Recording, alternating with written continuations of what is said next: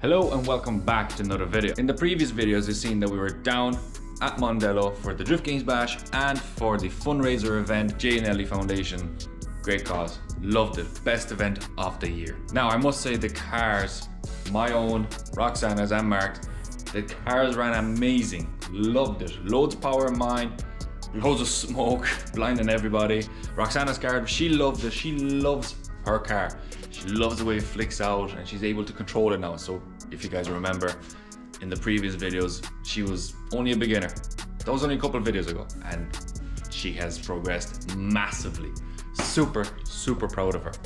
In today's video, what we're going to do is we're going to deep dive exactly into what it is wrong with my E90. We're going to make a list of every single part that needs to be ordered, bought and stuff like that.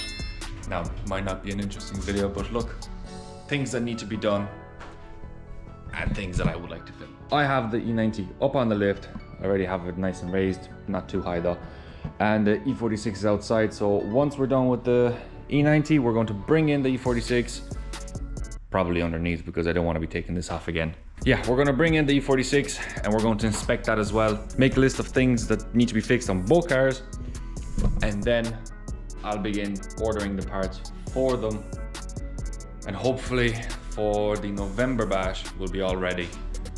Yeah, let's hope that the list is not too big. Now, what I'm going to do, what we're going to tackle first, I'd say, is the shifter. Now, at the fundraiser event, we were having issues. Oh, sorry, 1 second now.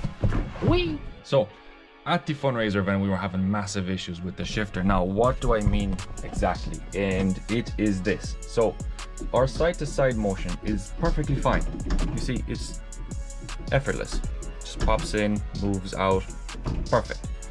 But it's the shifting to, let's just say third. It's a lot. It's very stiff going into gears. Now, this could simply be low oil, which I know that this gearbox is leaking oil, but also it could be other things which I don't know. Need to figure it out. So what we can do now is we can put the car up in the air and just start looking around and see what we can find.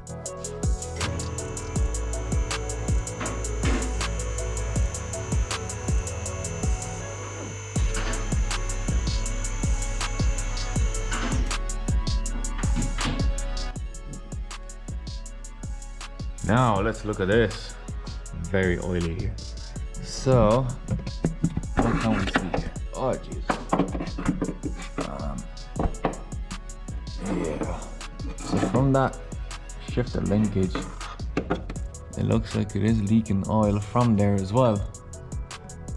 Because you can see oil is all the way up to top, but also if that is spinning, it could be flicking oil all around. So.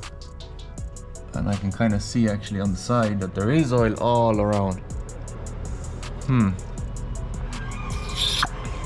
Interesting. The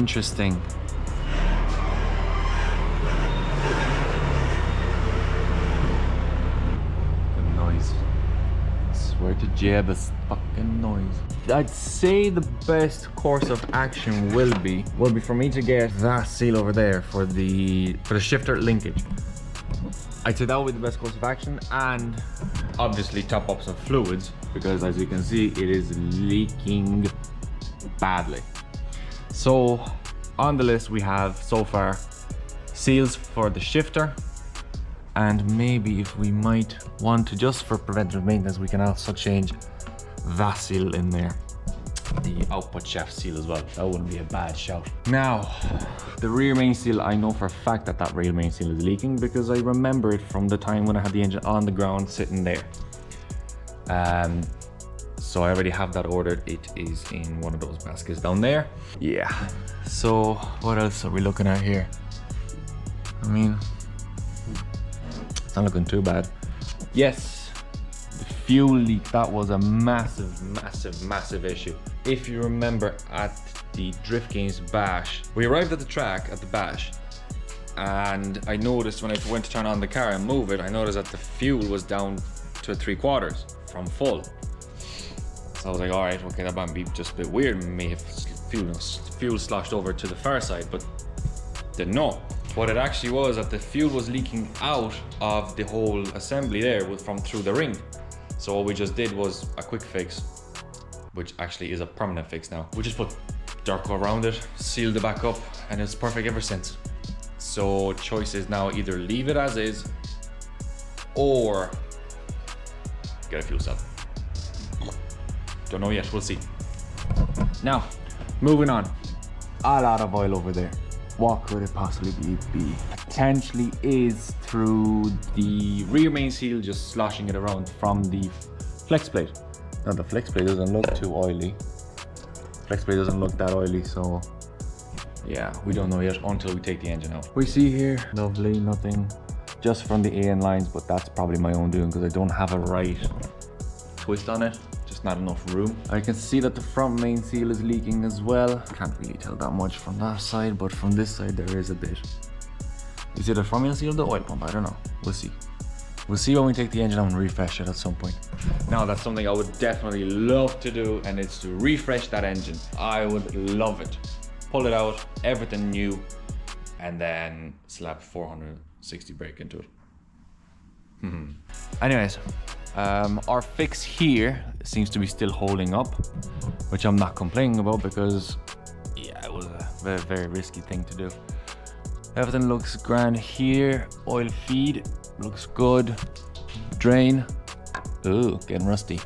That will change that into a AN fitting when we get the top mount turbo, so that will be nice and snazzy. Oil fuel feed, I would like to replace that and into a AN line going all the way back. Ideally, I would like to replace all of this. All of this, I'm not a fan of this. Like, this is just like a recipe for disaster, do you know what I mean? Right, let's see. Power steering. Oh my days, power steering is an issue. The power steering does not work whatsoever. So it just causes the car to work based solely on caster. So it's very aggressive flick to flick, angle to angle, or whatever you want to call it. Right, diff. Diff is something that I caught right here leaking, and yeah, it is leaking. It is a leaky one, and it looks like it's coming from the cup from both sides. Yeah, don't want to fix that, no. Especially that this diff is actually holding up. The diff is holding up, running 325 brake. I mean, it's working, so can't complain. Another problem I'm having is alignment. Everything loosens up. These were tightened to shit, but they just keep on loosening up. So I want to find a solution for that, because it doesn't seem like you can get a proper twist on that with a spanner at the alignment. So in the near future, I think what we're going to do is do string alignment. We're going to try to do it here in the garage, and we'll see how that goes. But stay tuned for that. That will be coming up on the channel as well. We'll be doing the string alignment, and I'll show you guys how to get that done. Now, let's bring the car back down a small bit, and we're going to check our bearings. Now, car is a little bit lower, so we can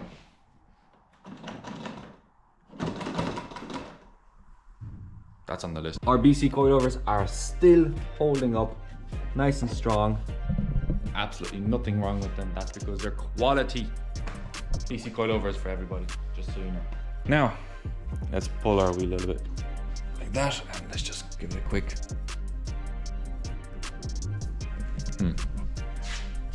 Nothing so far, but if I put the camera down, I don't know if you can hear that from there, but it is knocking. Our wheel bearing is shot. The wheel bearing on the E90 is shot. So is this one. Not great. Yeah. Absolutely shot. But that's fine, we'll go and get new ones. Now, ideally I want to replace the inner and outer tie rods. It would be nice if I could see something. Let me get a flashlight. Hell yeah. Now, much better. We can see that the balding over there is shot. This one doesn't look too, this one actually looks grand, but I want to replace the inner I want to replace the inner and outer tie rods. They're just very old at this point. You can even see that just moved. I don't know why did that move. Leaky, it's just not nice. Get those replaced, get those ordered up as well. Jeez, I look like a space cadet with this, holy shit. Elvis, that's what I am. Now, back to work. So yeah, both sides are shot. This one is shot as well. Let's see here. Let's see. Yeah, the inner outer tie rod is grand. Yeah, and both sides are absolutely shot. So yeah, we have so far we have a decent list. Now, car is back down.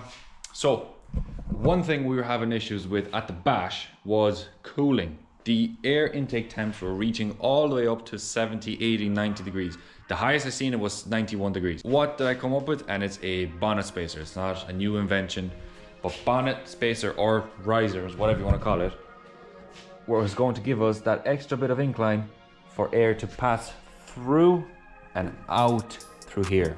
Bigger gap, more room for it to breathe. Or another option is vents. I do not want to do vents because I don't want to re-livery the car again. It's expensive and I don't want to do it again. So we're going to do bonnet risers or spacers, and also the fan. That fan is going back to Care Max, and what we are going to get is two 12-inch high flow fans. I found them already. They're going to be coming from FMIC. They're 90 euros each. So after taxes, after shipping, it's going to come out to roughly 200 quid maybe. One fan alone is 2,600 CFM. I hope that's enough. What else is there? Let's do a quick recap. I'm going to write things down and we'll see from there.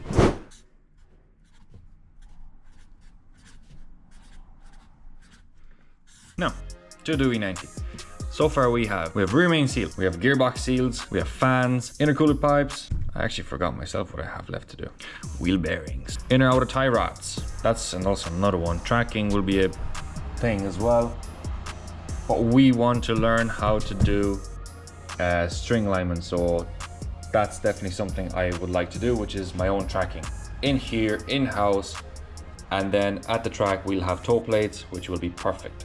The E90 list is done and complete. So now what we can do is pull the E46 in and start looking at that.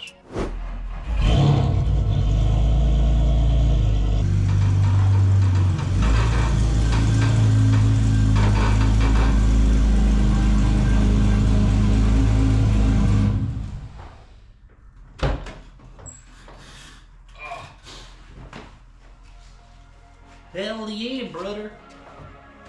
Good old E46. God, I love that color on camera. Look at it. Absolute beauty.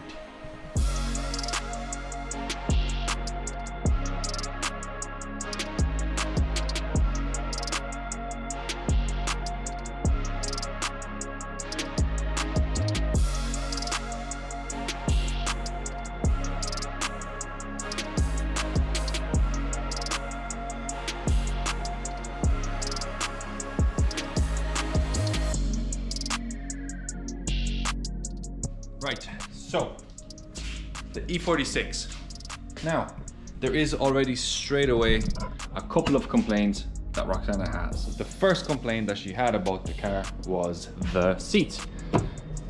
Oh my God, it's so dark in there.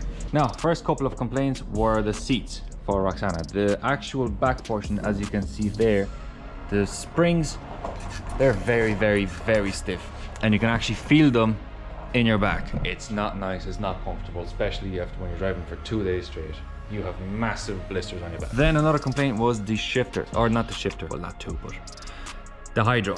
The hydro needs to be removed and moved forward to the holes that are existing right there. We're gonna move the hydro forward and hopefully that will help her with the arm throw, because right now she's sitting something like this, she's pulling like this. So if we gave her that extra bit of reach, she might be able to get that extra bit of leverage. At the fundraiser event, there was a problem. And it was that the car started overheating and started boiling. So we're going to have to do a full check over of the car. So what we're going to have to do is do a full check over, health check of this engine. Hopefully there is no damage done to it, but from what we know is that water started pissing out from the cap. Now, I know it was tight. The cap was tightened.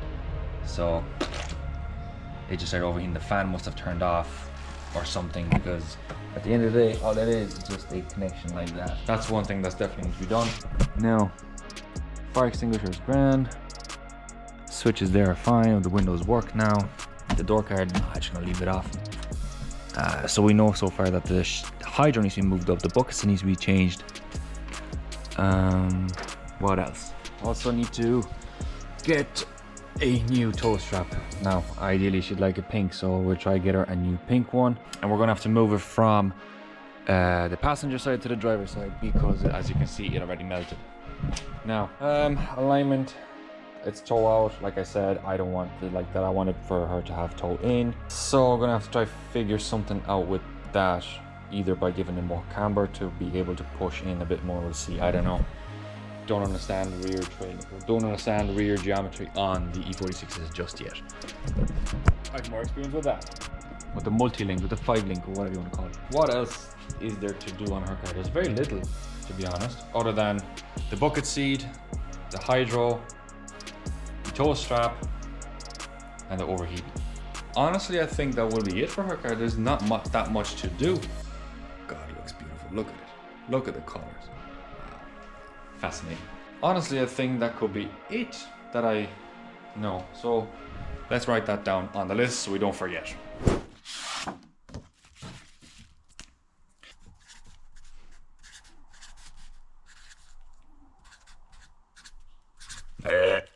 Beautiful. We have a bucket seat, hydro relocation, toe strap on the back, just like mine, two 12-inch fans. And yeah, pretty much I think that's everything for her. So yeah, there is only 4 items to do on her car. We have 7 on mine.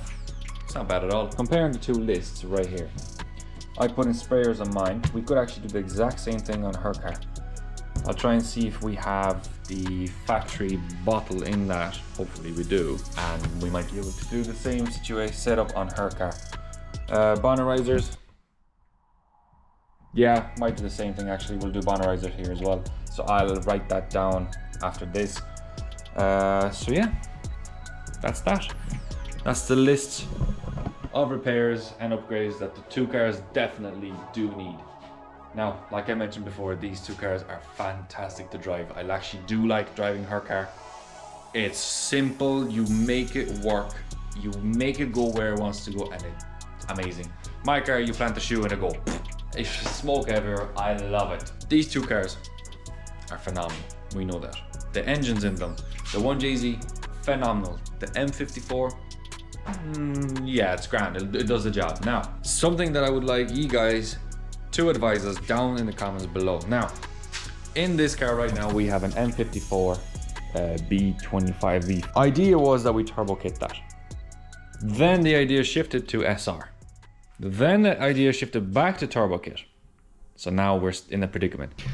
And we're looking at putting that engine in again. Don't know. Anyways, let us know down in the comments below what you would do. Would you do a turbo kit on the M54, or would you do the SR20 swap? Let me know down in the comments below. We're going to read them and we're going to weigh in the pros and cons. Might do a little pros and cons list at home. Don't know yet, we'll see. Try to do a cost breakdown of how much that's going to cost if we were to turbo this engine, or to restore this engine and put this engine as originally intended with it. So yeah, let us know down in the comments below what you think. So make sure to like, comment, subscribe. As always, you guys know what to do, and we will see you in the next one.